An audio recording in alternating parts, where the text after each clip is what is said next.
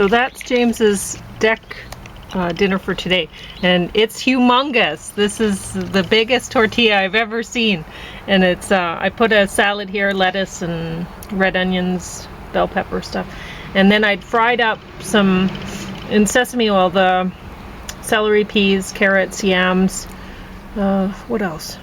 Oh, you can put garlic or whatever, just whatever flavors you want to put in there.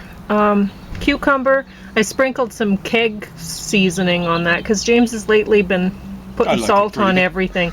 So, and then that. Oh yeah, I also put salt and pepper in there when I fry it, but he likes salt more than I do, I think. So anyway, I'll wrap that up. I'll show you how to do it, and we'll hope it stays together. This one got top of the stack this time, but none of these movies honestly were very good. I will talk about them. And then Jeremy Irons, including that top yeah, yeah. How did that happen? Just accident? What? How did that happen that you No, don't like Jeremy I saw Irons? that there were two there in the returns section of the library, and so I thought, well, I may as well just snap them. Do them both at the same time. So it's easiest to fold the sides in the first, and then wrap it up. No, I don't think so. You're okay? It's a big one. I know. It's harder for me to wrap these ones because they're so big. Just didn't want you to be hurting your There we go. hands. And we'll see if that stays together. If not, I brought James a fork. So if it doesn't work out, I don't really care. It'll be fine. So I'll talk about this and let my tea steep a little bit longer. An actor prepares. Yeah, now that's a title from, I think Stanislavski wrote something called that. Oh, really? I didn't know.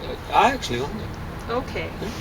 But I don't know if this is about that at all. It seems like a very modern kind of movie. And it's about a father and son who are learning not to hate each other, basically, on a trip. Sometimes that's, a trip, that's the worst thing. Yeah. People aren't getting along with each other. That really brings it out. But I laughed a few times.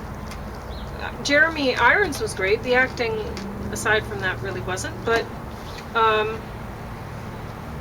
it made me laugh. So, top of the stack.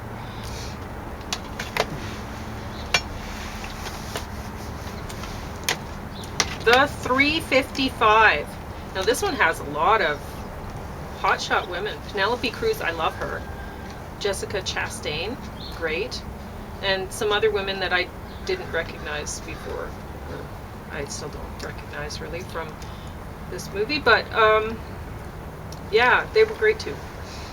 And really this is a really good girl power movie. There's a lot of action, and these women, they kick butt. They beat, like, one woman can take down a whole room of guys kind of thing. And it's, you know... really realistic. Yeah. Just like you'd find that much in any 5 women, you'd find that much ethnic diversity. Yes, or beauty. I mean, if these guys were kicking butt like that all the time, I don't think...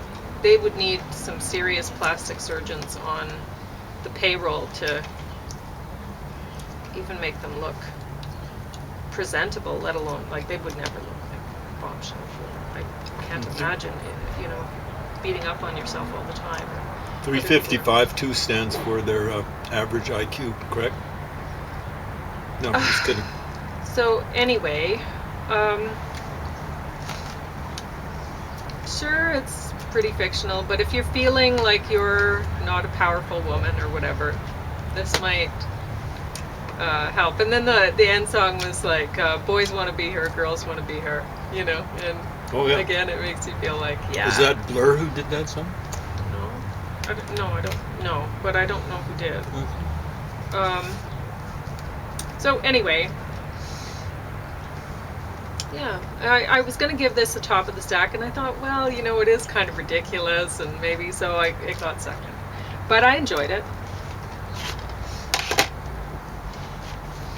Delirium. I'd watched this one before, and I realized it once I put it on, and then I thought, you know, the acting's good, and I did enjoy it.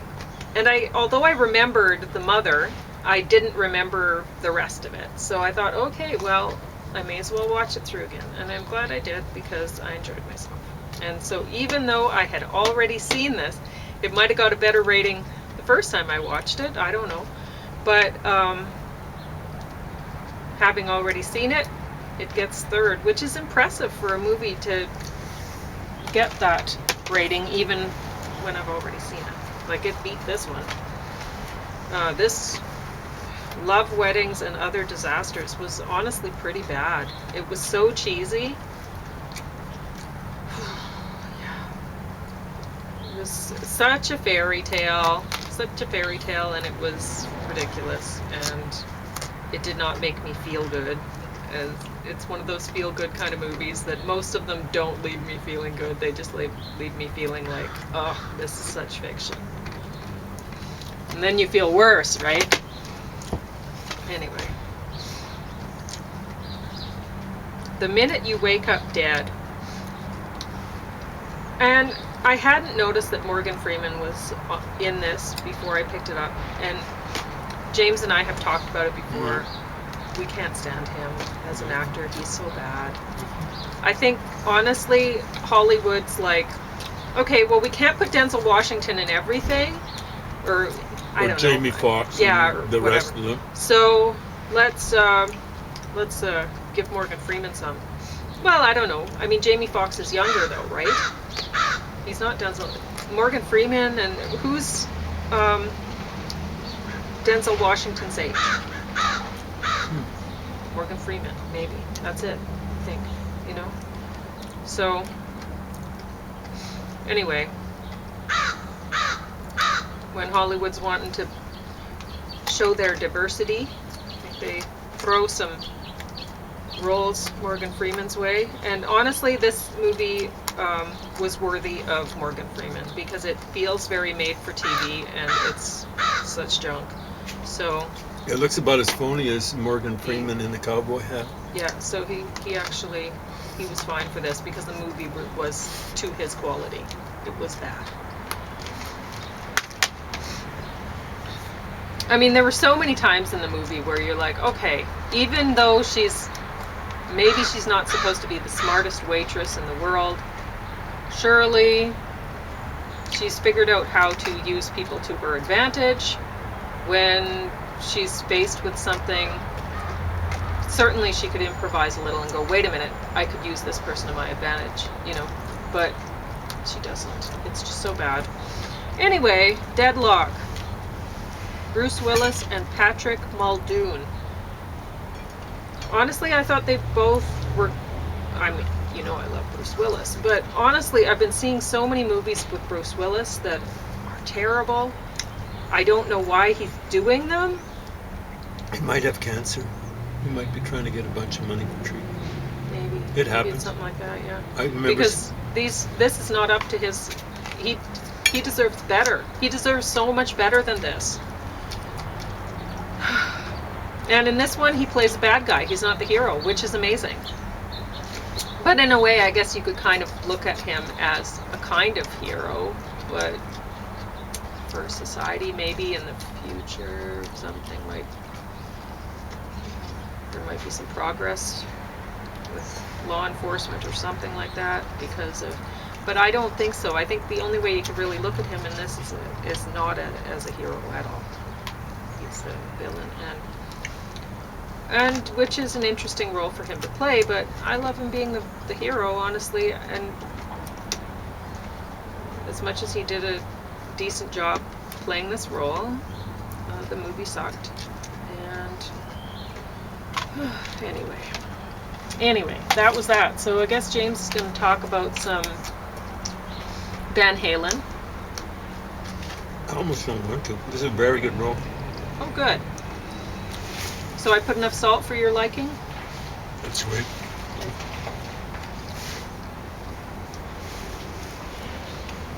It looks like it fell apart on you, though. So I guess I didn't do a great job. But wow, how awesome! No, you did a big great roles job. like that. I went to. It's a two-hander. Yeah. went one hand to try and get some water, Oh, and it fell you apart. lost it So all. that was my fault. Yep. Happened. I should have known. So this might have made the bottom of your list if you'd watched it. No, Well, not just for it wasn't long. you. But Well, it has that virtue, but that's also vice. Yeah. You're gonna put something like this out with some technology. You better put some product. How much can these discs hold? It seemed like it was half an hour. Maybe it was 45. Maybe it was an hour. It went fast, I guess. So when it comes to the people that I respect on Van Halen, or former Van Halen, this guy's almost David Lee Roth. That's what's featured here. Big print Van Halen, but it's the David Lee Roth years. And, you know, the guy was a showman. They call him the best, some people say he's the best front man. Prototypical front man. Yeah, maybe. Probably not, though. Anyway, he had a lot of flexibility. He's a big, strong guy, you know.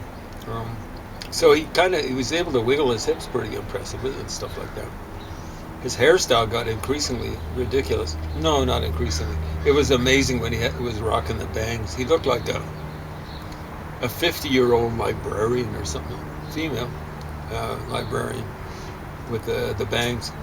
And one of the most aggressive smiles I've ever seen. You know, it's about at crocodile level.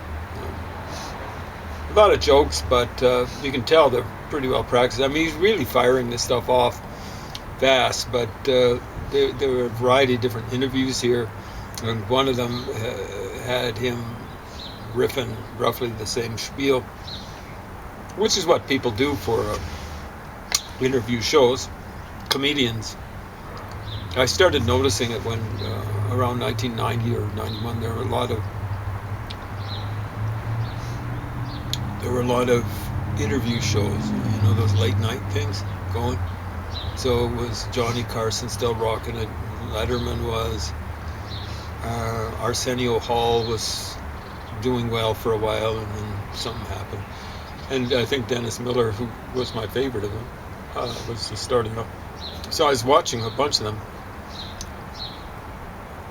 Now, I did have a life. It was just after I got back from work, you know, like I had a shift that would end around 11 o'clock or midnight or something like that. So I'd be eating food. That would be my dinner, I guess, or supper or whatever. And so I'd watch this stuff. And I'd notice comedians would appear on one and the other, they'd use the same shtick. And which meant they'd rehearsed it with Letterman or whomever, right? Because Letterman was feeding them along. Anyway, that didn't impress me terribly much. Van Halen. You know, what did John Lennon once say about Tom Jones? Not the novel. The 60s performer. The guy who did the Green Grass at Home. A few other hits. She's a Lady, Bow Wow Wow, She's a Lady. A few other things like that. John Lennon said about Tom Jones, the medium went out the message. But that would also apply to Van Halen, the medium without the message, particularly Van Halen, the guitarist, very impressive guitarist. I guess his dad was something like a music teacher. And the drummer was his brother, what was his name, Alex, something like that. Yeah, very impressive guitarist, Eddie Van Halen, innovator, doing the tapping. They say that Jimi Hendrix is the guy who invented the tapping. You know, like they based that on one live performance where they're going, how did he get that sound? You know, like they just had a recording of it. He must have been tapping. Now, guitarists were tapping, doing a little bit of, Jimmy Page was doing it. They do a little bit of tapping, but not much, not with the right hand. They'd be hammering on with their fretting hand and stuff like that. So you'd see a guy like playing stuff, you know, like they have their hand up in the air and they're hammering on with their left hand. And one guy I know supposed to be maybe the best guitarist in Lethbridge. How good is he? I don't know. But probably pretty good. I was saying to Pete Townsend was talking about having his fingernails all ripped up and ripped off at the end of a tour. And I go, wow, he's doing the windmill. I won't do it, but he's just going way up in there and hammering down on the guitar. And he said, you'd never be able to do that. What he would be doing is he'd be missing the strings. Where he'd tear his hands up, his fingernails up, would be when he inadvertently hit the strings. And he was getting this sound from just hammering on with his left hand. Okay. Yeah. Really, without amplification, electric guitars sound pretty darn whippy. And they sound weaker than wimpy, really. You need the amplification. So if you're just hammering on, and you've got the stuff turned up to way past 100 decibels. And yeah, Pete Townsend has got almost like terminal tinnitus or tinnitus, depending on whether you want to accent the English or the North American way. Almost terminal tinnitus. So what is that? Kind of like ringing in the ears. It'd be very unpleasant because it doesn't stop. So Eddie Van Halen, he innovated with that sort of stuff. He wasn't the first. Apparently Hendrix was the first, but he really made it, kind of codified the whole thing. Everyone in the 80s pretty well that had any sort of chops was on the electric guitar were trying to do the tapping and stuff like that. So, not recommended. Definitely don't buy this sort of thing. For some reason or another, this is being held by the library. They don't have any classical music, from what I can tell, in CD form, but they've got to do this. I guess you'd have to consider something like classical or classic rock. Again, not my favorite one. About as dumb as a sack of hammers, really. Their lyrics, at least. Right. So you're going to talk about that other stuff? Or Yeah, how much time we got? So I know. You have 10 minutes, Okay. at least. There's something we had handed to us a while back. Both Pauline and I are fans. Not that we're going to buy it, ever. Oh, yeah. Chimes, the original chimes. You like these pretty good, right? Oh, those candies were They're great. ginger. Gluten-free Cheese. and vegan mango ginger candy. Yeah, Chewy ginger they candy. also come in lemon, right? Lemon ginger? Yeah. But we haven't tried those ones yet. But we were given those too. At the It says library. what flavors there are on the back. And honestly, I can't imagine that any flavor would be as good as that one. Well, this was Mango. awesome. This is Yep. great. So what is that? Orange, mango, which we had there. Peppermint. That might be a bit much for peanut butter. Yeah. Wow, okay. And original. They don't even mention the lemon. You were saying you got a lemon. Yeah. But anyway, those candies, I didn't know if they'd be good. I tried them and they were delicious. I was shocked. They're a little bit hot. Yeah, But, well, they are spicy. So if you like cinnamon candies, you'd probably like those ones. And I don't know where you get them because we were given them. Yeah. And yeah, they're from Indonesia. Made in Indonesia. Is that true? Yeah, that's what the package says. I didn't see the So- fine print there. Yeah. So Very impressive. anyway, you could try to look those up and get them because if you like candies. Like I'm not a candy person, but I like those. And but after a while, I thought, oh, are they giving me a headache? Because lots of things give me a headache, so I have to be careful about what I consume. I'm having mint tea right now. I don't know how much mint tea I can even have, so I just try to limit it to a cup a day, but and not every day. Yeah, it's amazing how many things seem to So many things trigger will set me headaches off. with you. Very few things trigger headaches with me. Matt Galloway in the morning, but that's only figurative. Well, there's a lot of folks. But I that tried the on candy, and CBC it is a because- good candy. Yeah, it's awesome. So again, I don't recommend you buy it, but Well, you might like it. I don't know. Yeah, if you're gonna spend money on food, maybe try buying mangoes and ginger and eating those rather. Yeah, it'd be honestly, healthier. But but you know, if you happen to see these and you wanted to try them, they were good. So here we go, moving on to the Imperial Rockefeller. Now, did this have pictures in it? No, funnily enough, it didn't. It might have been interesting. Talks about how Rockefeller looked. This is Nelson Rockefeller, nickname, apparently not to his face, Rocky. And so that's not to be confused with Rocky of Sylvester Stallone infamy.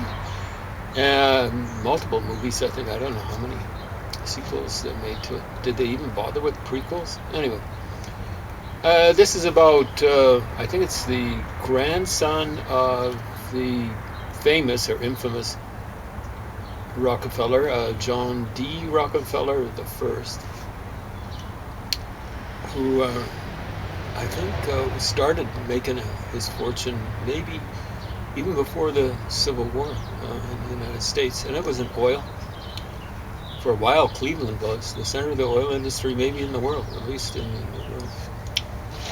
But eventually, this family branched out. For example, Nelson Rockefeller ended up with a ranch in Venezuela. So this,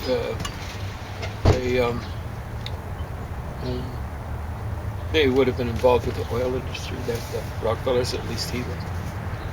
And this guy he might still hold the record for the longest-serving governor in any state in the United States.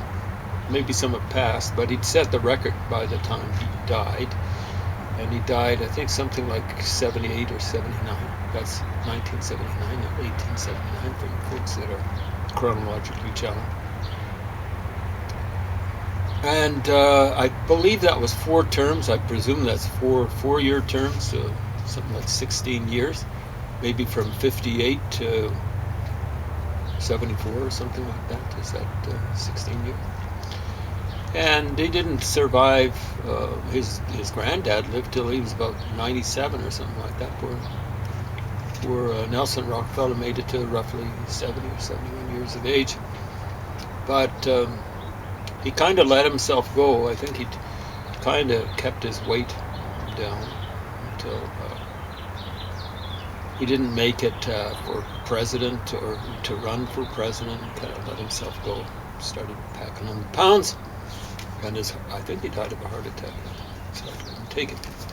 So the Imperial Rockefeller, well, I don't know. He was more like a crown prince or something like that. He never made it. They talk about the Imperial Presidency. I'd like to write a book called The Imperial Vice Presidency. It's Imperial Presidency when you're talking about the Democrats since Franklin Delano Roosevelt, perhaps, John F. Kennedy. Some people might say that about Lyndon Johnson. Some people would have said that about Hillary Clinton if she got elected, the Empress of wherever. But I'd like to write something called the Imperial Vice Presidency about American presidency under the Republicans since Richard Nixon. So he was elected as president, but he was a vice president for Eisenhower, I think, for all 8 years. And, of course, when it comes to vice, he was pretty nasty. He's very lucky not to have spent time in jail. Lots of time in jail.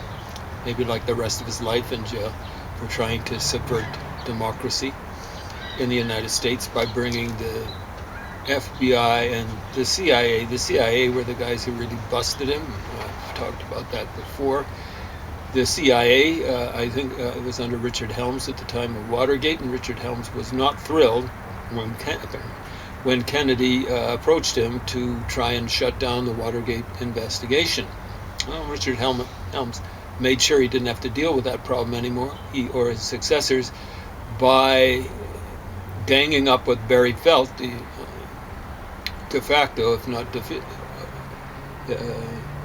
de jure head of the FBI, in exposing what was happening to a couple of fledgling news guys. One of them, Carl Bernstein, real news guy. The other, Bob Woodward, CIA, at very least contract agent. Come on, wake up and smell the coffee. Look at his curriculum.